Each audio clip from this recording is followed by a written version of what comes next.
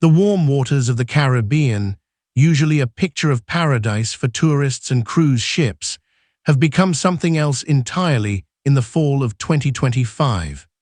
American warships cut through these tropical seas with a singular purpose. The USS Gerald R. the largest and most advanced aircraft carrier ever built, steams toward Venezuelan waters alongside destroyers, amphibious assault ships, and a nuclear submarine. Nearly 15,000 American sailors and Marines are now positioned in a region that has not seen this level of American military force since the Cuban Missile Crisis put the world on the edge of nuclear war more than 6 decades ago. In the warm Caribbean night, explosions light up the darkness. Small boats carrying suspected drug traffickers erupt in flames as American missiles find their targets. At least 60 people have died in these strikes since early September. The Trump administration calls them drug runners and narco-terrorists. Venezuela calls them fishermen and innocent civilians.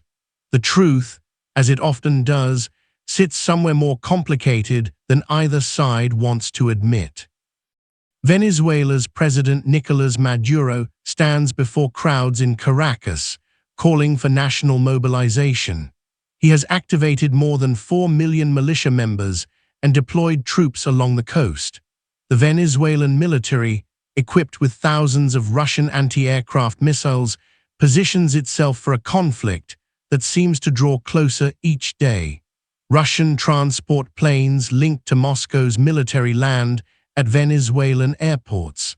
Chinese officials offer quiet diplomatic support. Iran watches with interest. The battle lines are being drawn, and the question hanging over the entire Western Hemisphere is simple and terrifying. Will America and Venezuela go to war? To understand how we arrived at this moment, how two nations with such deep historical ties could stand on the edge of armed conflict, we need to go back, not just months, but decades. This is a story about oil and power, about democracy and dictatorship, about drugs and desperation. It is a story about how a country blessed with the largest proven oil reserves on Earth became one of the poorest nations in the Americas. It is a story about American foreign policy in Latin America, about socialist revolution and capitalist reaction, about elections stolen and governments toppled. Most of all, it is a story about people, millions of them, caught between forces beyond their control as the most powerful nation on Earth prepares for possible military action against a country the size of Texas. Venezuela was not always poor. There was a time when Caracas gleamed with wealth, when oil money flowed like water through the capital's streets, when Venezuelans traveled the world and invested their fortunes abroad. The discovery of oil at Lake Maracaibo in 1922 transformed Venezuela overnight from an agricultural backwater into one of the wealthiest countries in Latin America. By 1928, Venezuela had become the world's leading oil exporter. American and European companies rushed in, drilling thousands of wells, building refineries, creating an entire industry from scratch. Standard Oil and Royal Dutch Shell became the masters of Venezuela's economy, and for most of the 20th century, Venezuela remained one of America's most reliable oil suppliers. The relationship between Washington and Caracas was close, warm, profitable. When the United States needed oil during World War II, Venezuela delivered. When the Arab oil embargo of 1973 tried to strangle Western economies, Venezuela kept pumping, kept supplying, kept the crude flowing north. American companies made fortunes in Venezuela. Venezuelan oil executives sent their children to American universities. The two countries were partners, allies, friends. Even when Venezuela nationalized its oil industry in 1976, creating the state oil company PDVSA, the relationship continued. Carlos Andrés Pérez, the president who oversaw nationalization, went out of his way to assure Washington that Venezuela would remain a reliable supplier. He was not an enemy of capitalism or of the United States. He simply believed that Venezuelan oil should primarily benefit Venezuelans. For a while, it worked. PDVSA became one of the most professional and successful state oil companies in the world. Its executives were technocrats, not political appointees. They ran the company like a business, not a government agency. PDVSA bought refineries in the United States and Europe, including Citgo, which would become a familiar brand at American gas stations. By the 1980s, PDVSA was the third largest oil company in the world. Venezuela was producing more than 3 million barrels per day, and despite the nationalization, American companies still operated in the country through joint ventures and service contracts. But something was rotting beneath the surface.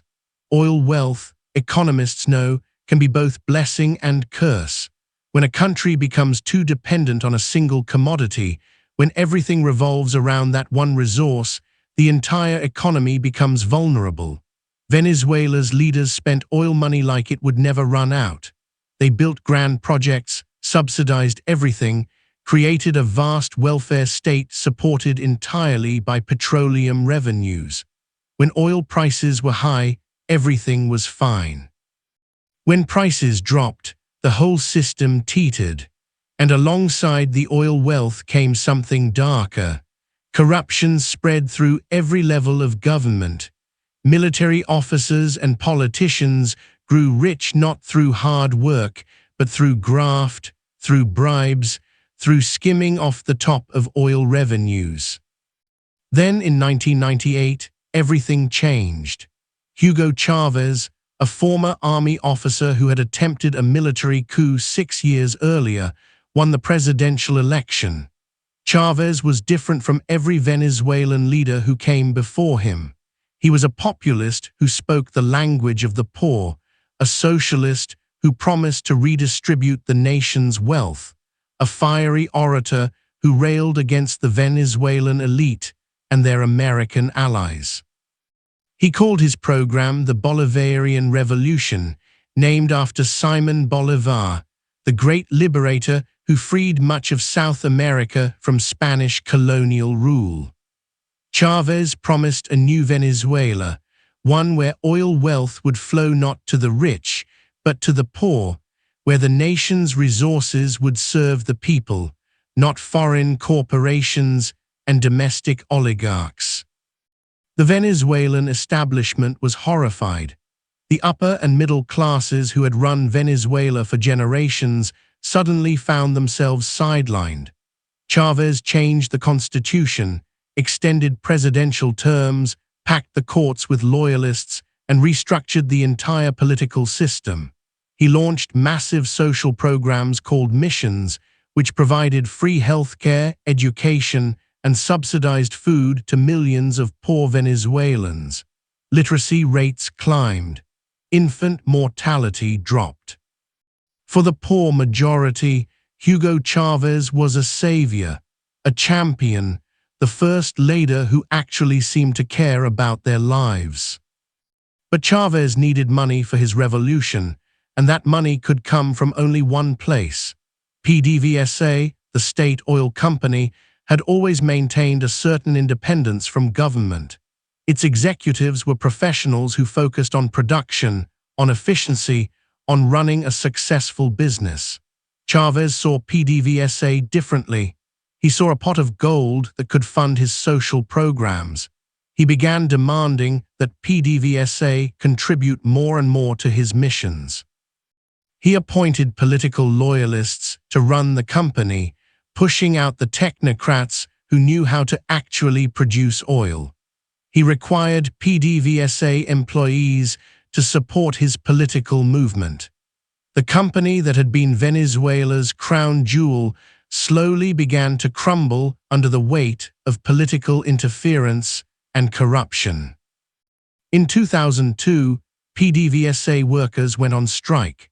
They were protesting Chávez's politicization of the company, his appointments of unqualified cronies to management positions, his use of oil revenues for political purposes rather than investment in production.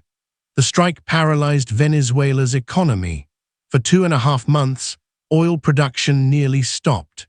Chávez responded by firing 18,000 PDVSA employees, more than half the workforce. He replaced them with political loyalists, many pulled out of retirement, few with the expertise needed to run a complex oil industry. It was a devastating blow to Venezuela's petroleum sector, one from which it would never fully recover. Meanwhile, Chávez's rhetoric toward the United States grew increasingly hostile. He called President George W. Bush the devil. He forged alliances with America's enemies, with Cuba and Iran, with Russia and China. He traveled to Libya to embrace Muammar Gaddafi. He provided refuge and support to Colombian guerrilla groups. He bought billions of dollars worth of Russian weapons. He positioned himself as the leader of a new anti-American alliance in Latin America. Washington watched with growing alarm as Venezuela, once one of America's closest allies in the region, transformed into an adversary. The administration of George W. Bush denied it, but evidence suggests they at least knew about and possibly supported a coup attempt against Chávez in April 2002. For 2 days, Chávez was removed from power, arrested by military officers who declared a new government. But the coup collapsed when loyalist military units and millions of Chávez supporters took to the streets demanding his return. Chávez came back more powerful and more anti-American than ever. He accused Washington of trying to overthrow him.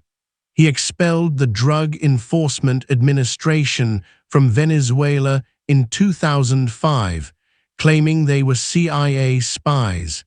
He threatened to cut off oil exports to the United States. But Chávez never actually cut off the oil.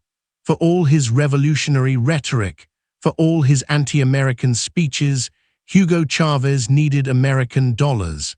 The United States remained Venezuela's largest customer, buying more than half of Venezuelan oil exports. Without access to the American market, the Venezuelan economy would collapse. So the oil kept flowing north, even as Chávez railed against American imperialism. During the 2000s, oil prices surged to record highs, and Chávez had more money than he knew what to do with. He spent lavishly on social programs, on weapons, on aid to allied governments throughout Latin America. He provided free heating oil to poor Americans during cold winters, a publicity stunt that embarrassed the Bush administration. He seemed to have found a winning formula, using high oil prices to fund popular social programs while maintaining his independence from Washington. But the structural problems in Venezuela's oil industry continued to worsen. Production declined year after year. Fields were not maintained properly. Equipment broke down and was not replaced. Skilled workers left the country, taking their expertise with them. Chávez tried to attract foreign investment to develop Venezuela's vast heavy oil deposits in the Orinoco Belt, but he kept changing the rules, renegotiating contracts, demanding more and more from the companies. ExxonMobil and ConocoPhillips refused to accept his terms, and in 2007, Chávez seized their assets. Other companies that stayed found themselves operating in an increasingly difficult environment where political considerations always trumped business logic. Then in 2013, Hugo Chávez died of cancer. His hand-picked successor, Nicolás Maduro, took power. Maduro lacked Chávez's charisma, his political skills, his connection with the poor. He was a former bus driver and union leader who had risen through loyalty to Chávez rather than through his own abilities. And Maduro inherited a country already in decline. Oil production was falling. The economy was weakening. Inflation was rising. Crime was exploding.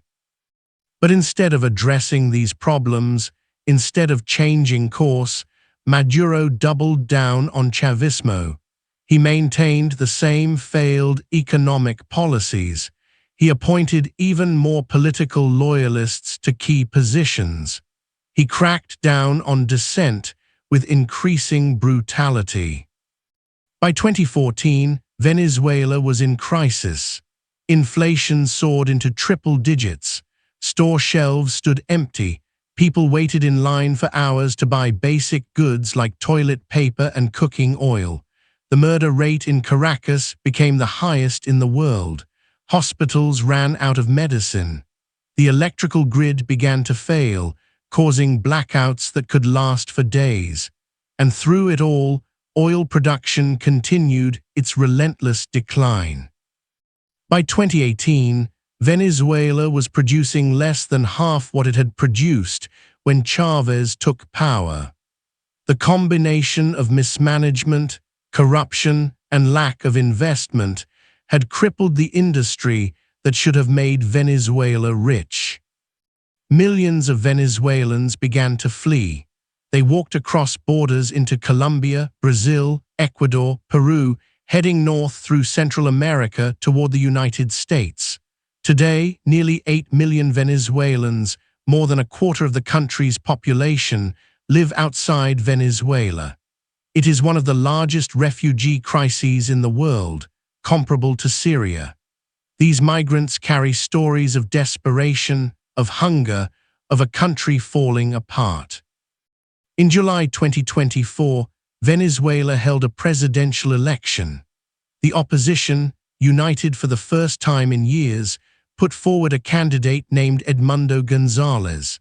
He was a former diplomat, largely unknown, serving as a stand-in for Maria Corina Machado, the real opposition leader who had been banned from running by Maduro's controlled courts. Machado was charismatic and popular, having won the opposition primary with an overwhelming majority. Her disqualification was transparently political, but it did not dampen opposition hopes. Polls showed González leading Maduro by massive margins, sometimes by 40 or 50 points. On election day, millions of Venezuelans voted. The opposition had prepared carefully. They placed volunteers at polling stations across the country, collecting paper receipts from voting machines, the official tallies showing how people had voted. When polls closed, these volunteers quickly transmitted their data, creating a parallel count that could verify the official results. It was a brilliant strategy, and it revealed something stunning. The opposition had won in a landslide. According to the receipts from more than 80% of polling stations, González had received about 67% of the vote, Maduro only 30%. But Venezuela's National Electoral Council, controlled entirely by Maduro loyalists, announced a different result. They claimed Maduro had won with just over 51%. They provided no precinct-by-precinct breakdown, no detailed results, nothing that could be verified. They simply declared Maduro the winner. The Venezuelan people erupted in protest. Thousands took to the streets in Caracas and other cities, banging pots and pans, demanding that the real results be recognized. Maduro's security forces responded with brutal repression. They arrested hundreds of protesters. At least 27 people were killed. Maduro issued arrest warrants for Machado and González forcing both into hiding. González eventually fled to Spain. The international community was divided. The United States, most European countries, and many Latin American governments refused to recognize Maduro's claimed victory. They pointed to the opposition's evidence, to the lack of transparency in the official count, to the obvious fraud. But other countries, including Mexico, Brazil, and Colombia, governments that were themselves left-leaning, hedged their bets. They called for transparency and dialogue, but stopped short of declaring the election stolen.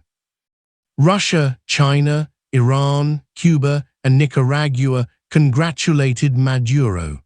The Organization of American States declared the election results lacked credibility. The Carter Center, one of the few international observers Maduro had allowed, issued a scathing report saying the election could not be considered democratic. By August 2024, Maduro had consolidated his fraudulent victory. He had arrested opposition leaders. He had silenced protests. He had maintained control over the military, the key to power in Venezuela. The opposition controlled detailed evidence proving they had won, but evidence alone could not remove Maduro from power. And so Venezuela entered a strange limbo, with two governments claiming legitimacy, one in power and one in exile. This was the situation when Donald Trump entered his second term as president in January 2025. Trump had always taken a hard line on Venezuela, even during his first term. He had imposed extensive sanctions, recognized opposition leader Juan Guaido as the legitimate president, and surrounded himself with advisors who were Venezuela hawks. Secretary of State Marco Rubio, a Cuban-American senator from Florida, had spent years calling for Maduro's removal.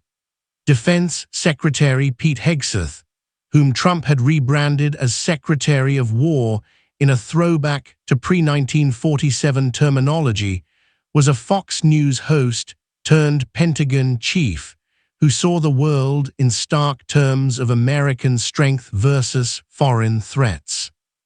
Trump viewed Maduro not just as a dictator, but as a drug trafficker, as a criminal running a narco-state. This narrative had been building for years. In March 2020, during Trump's first term, the Justice Department had indicted Maduro and 14 other Venezuelan officials on charges of narco-terrorism and drug trafficking.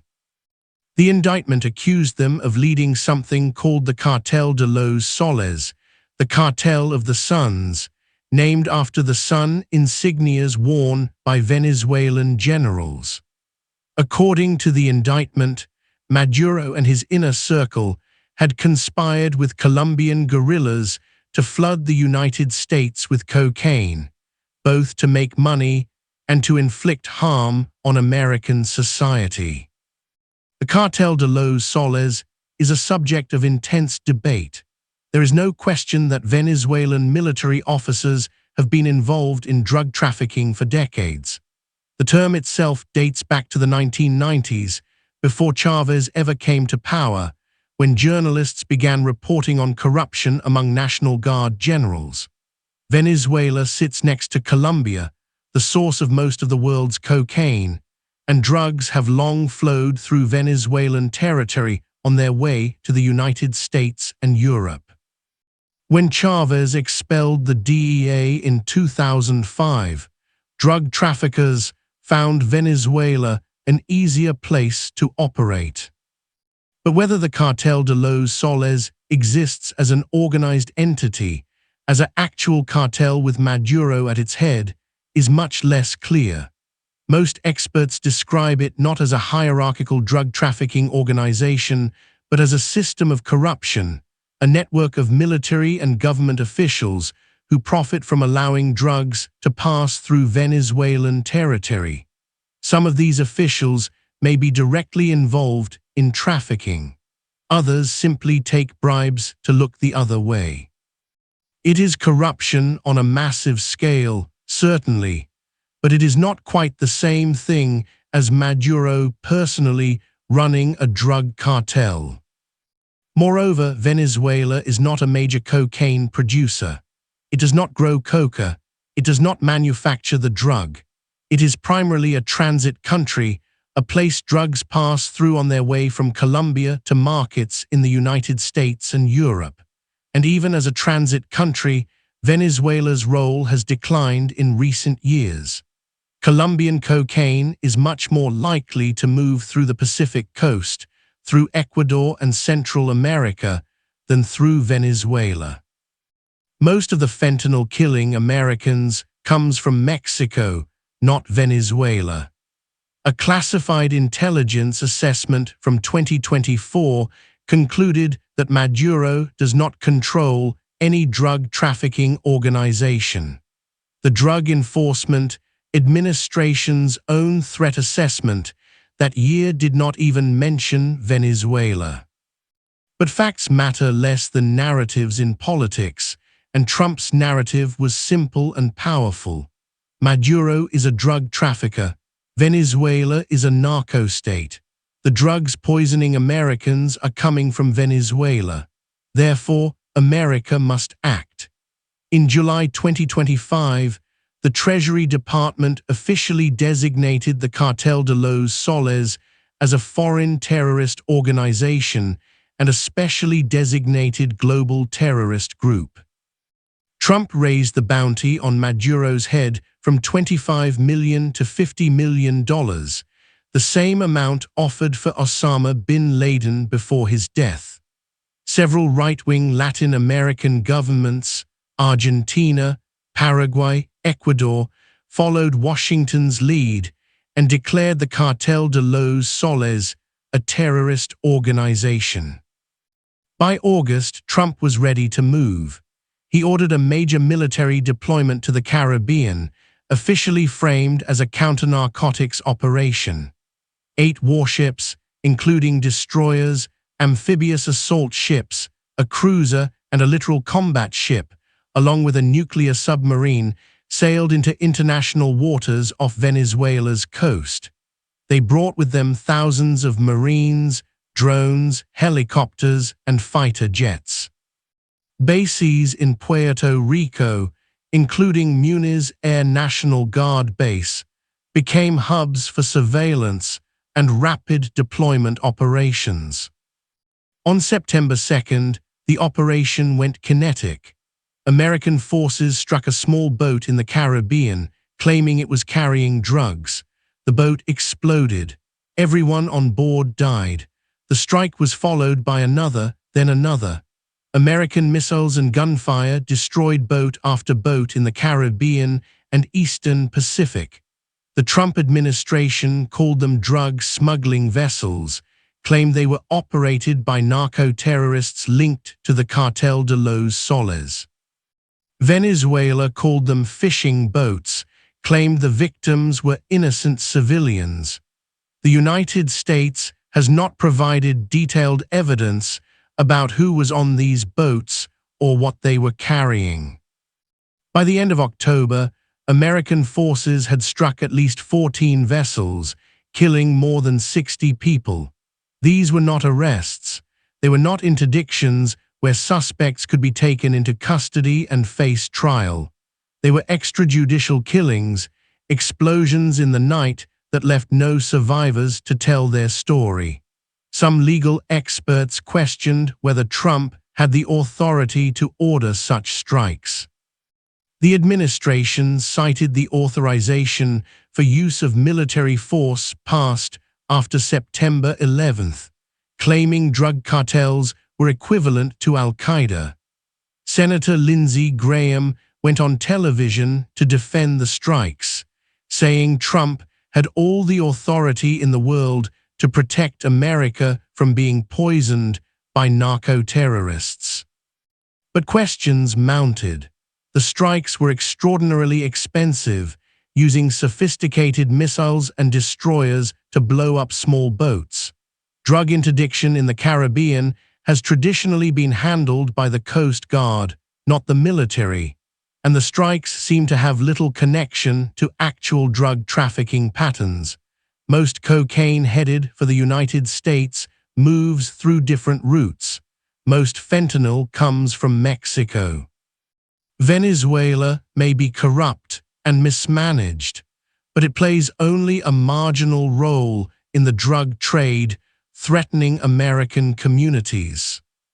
So if the strikes were not really about drugs, what were they about?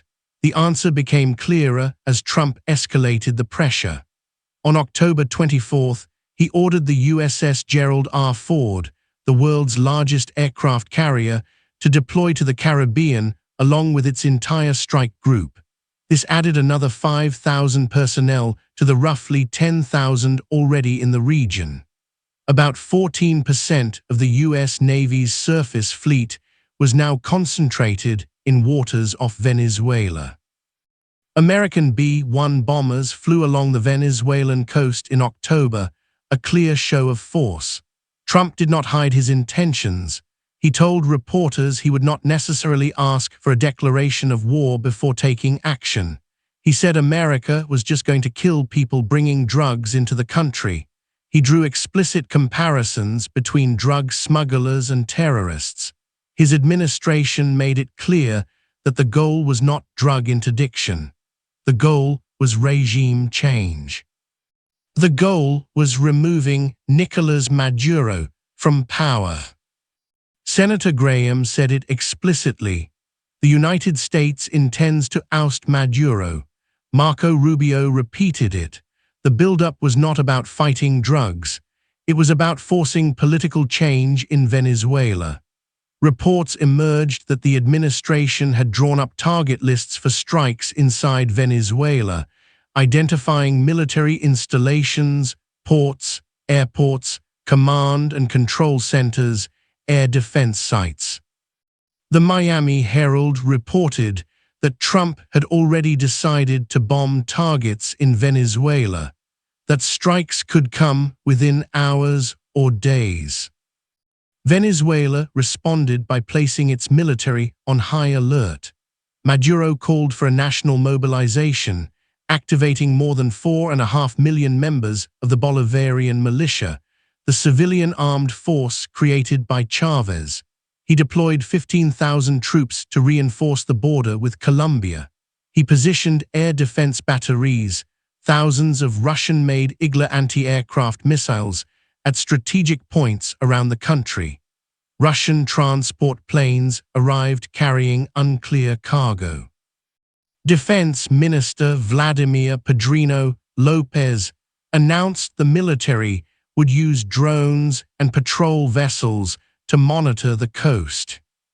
Maduro's rhetoric mixed defiance with desperation. He told the United Nations that Venezuela would not accept foreign interference. He called on the international community to prevent American aggression, but he also seemed to recognize the precarious position he was in. He pleaded for calm, saying no crazy war, please. He knew that in any military conflict with the United States, Venezuela would lose. The American military is overwhelmingly more powerful than Venezuela's.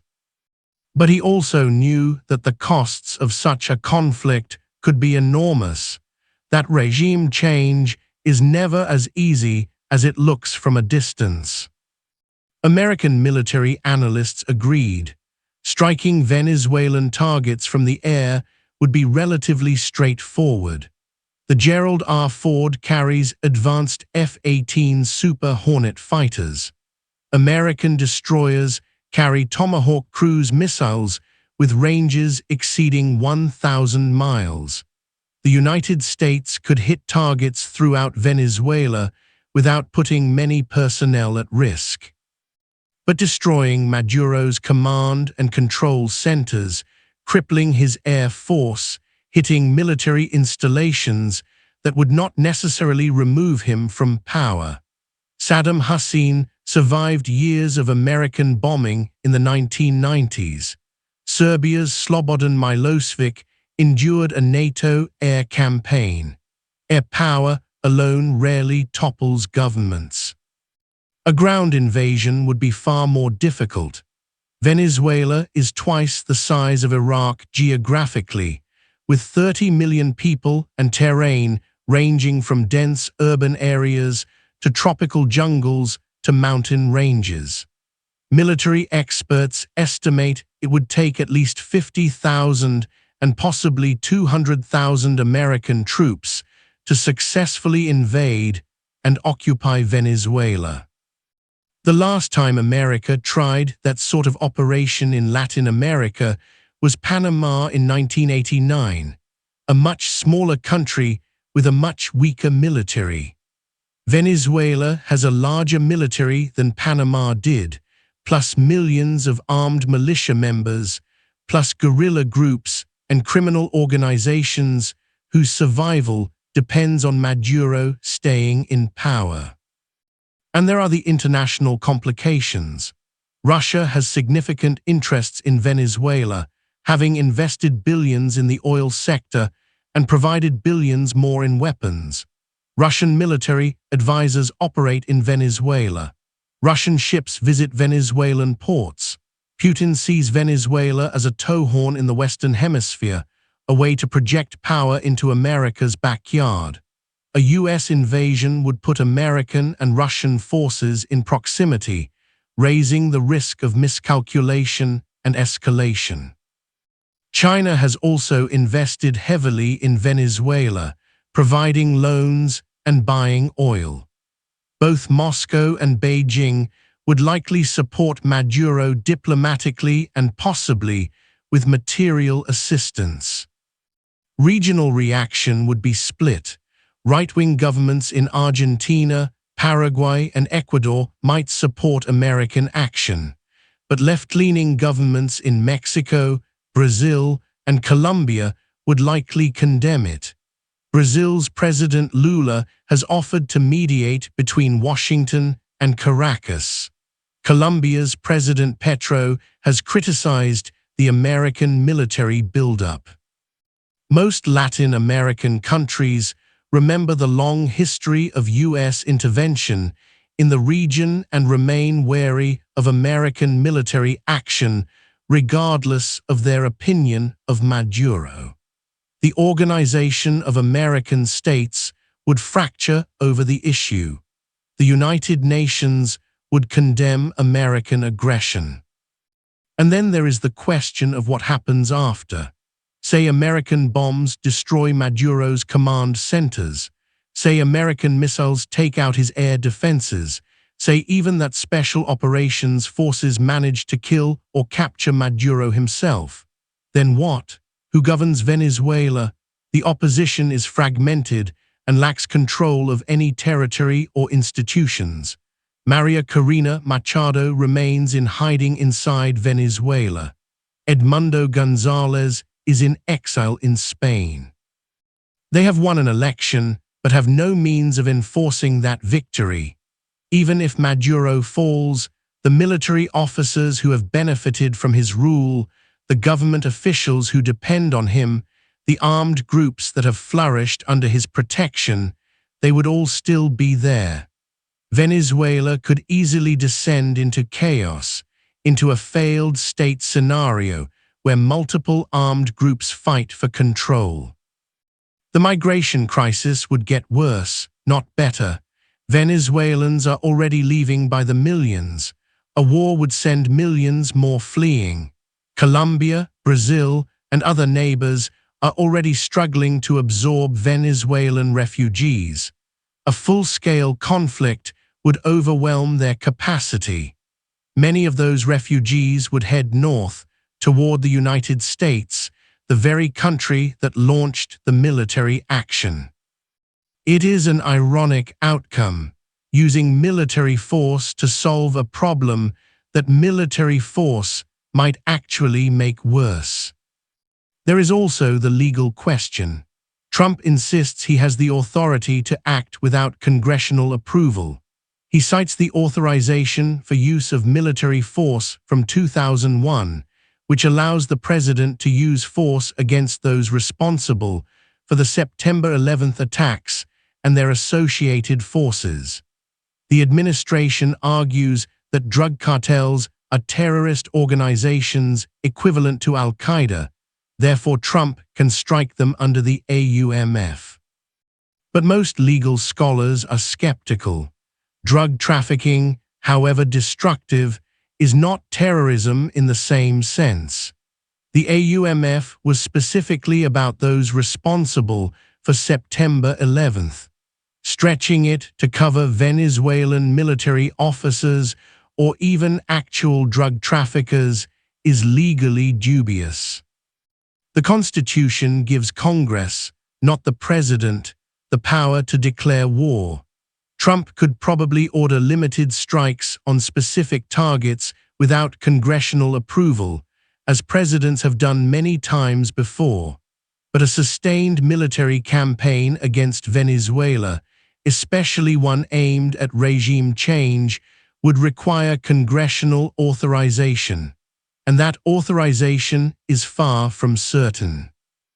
While Republicans control both houses of Congress and most support a hard line on Venezuela, Democrats would likely oppose military action. Some Republicans might also balk at another Middle East-style intervention.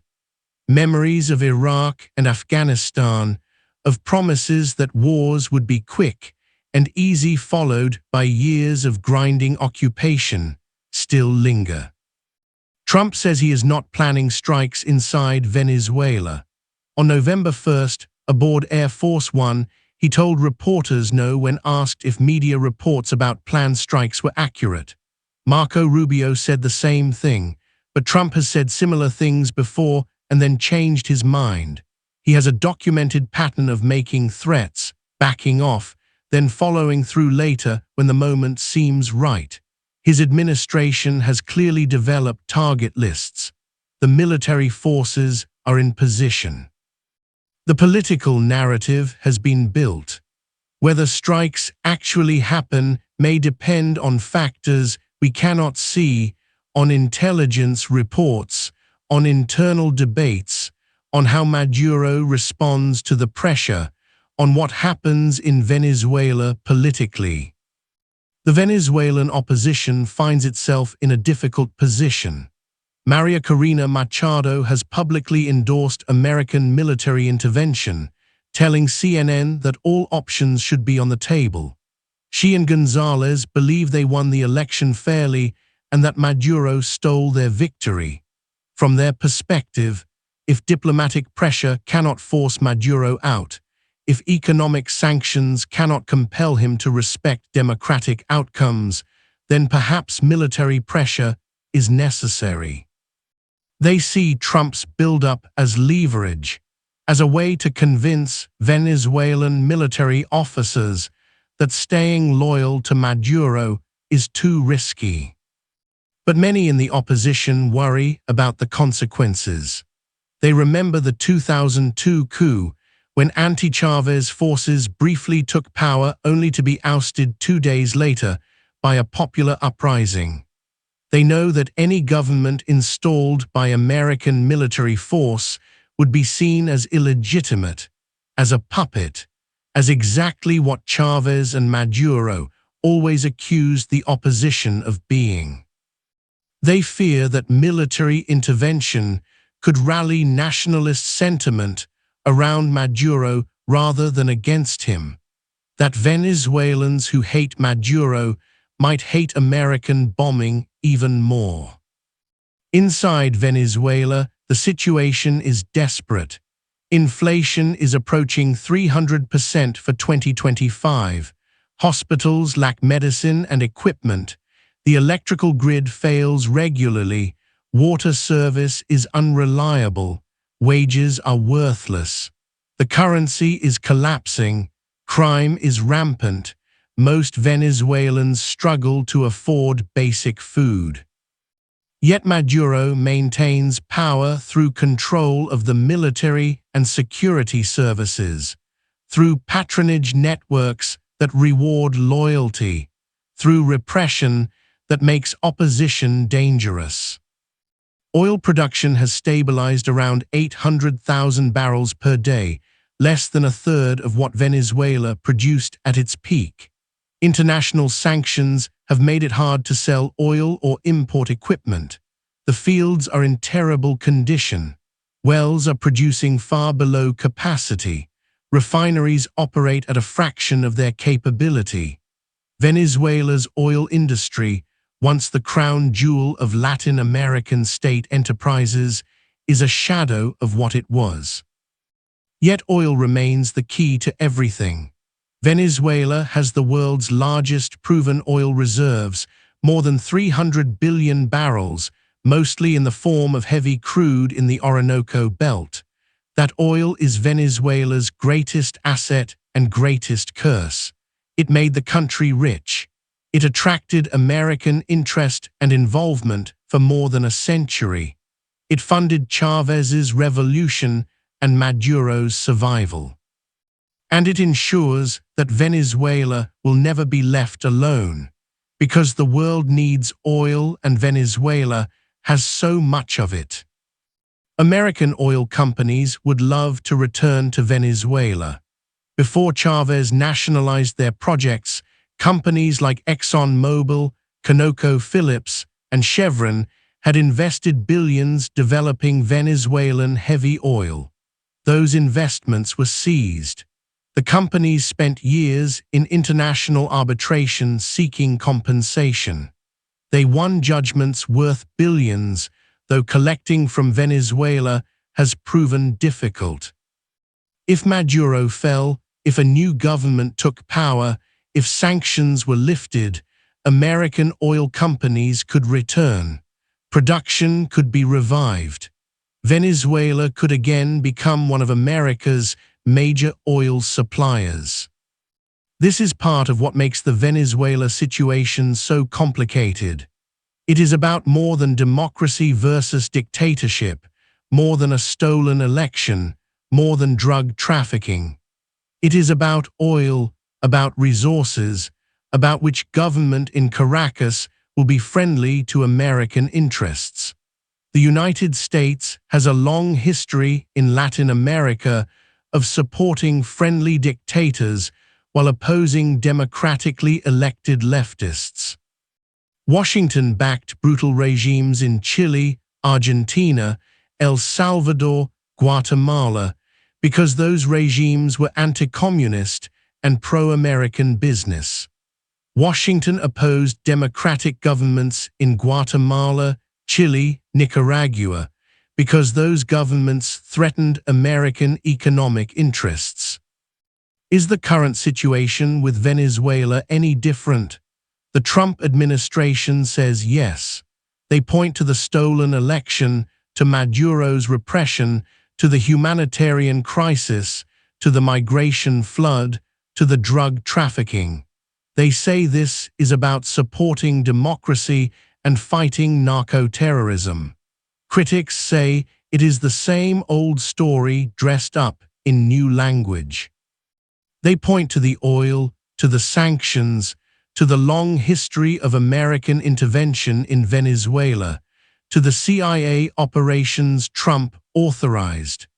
They say if Venezuela's main export was bananas instead of petroleum, Washington would not care who ran the country.